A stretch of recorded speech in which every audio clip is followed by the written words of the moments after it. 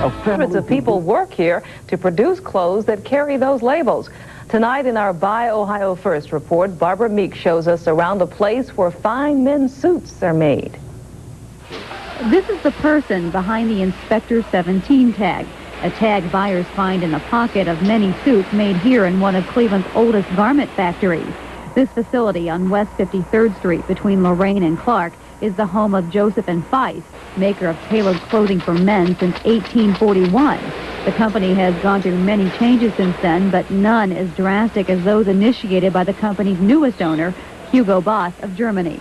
In the last 2 years, Hugo Boss has invested over $6 million in mechanization and upgrade of our manufacturing process. I would say at this point we're probably the most modern men's tailored clothing manufacturer in the United States. There are 700 workers, and the company is hiring more, proof that Joseph and Feiss has survived upheaval in the garment industry. Businesses today have to achieve greater accuracy than can be achieved by hand-making goods. J&F has achieved a good balance. The work that must be precise is done by hand. Automation takes care of the rest. Here in the cutting room, after ladies lay out the patterns matching the plaid in the fabric, a computer-driven machine makes the cut.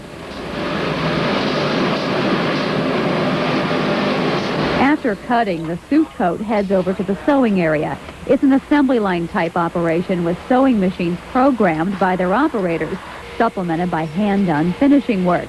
The pants are made separately, then matched with the suit coats. Sounds like an impossible task since 1,400 suits are made daily, but each piece of fabric is numbered and tracked through the manufacturing process. The factory is a busy place which produces 80% of the Hugo Boss tailored clothing sold in the U.S. And even more significant, it's exporting many of the goods made here. About half the people that work here are doing what I call import replacement. That is, we are manufacturing from raw materials that are shipped weekly to us from Germany, products that would have been produced in Europe. We protected the jobs here.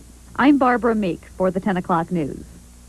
The suit factory is closing down next week for 2 weeks of summer vacation, but as Barbara mentioned, Joseph and Feiss is hiring, and its employment office on West 53rd Street will be open.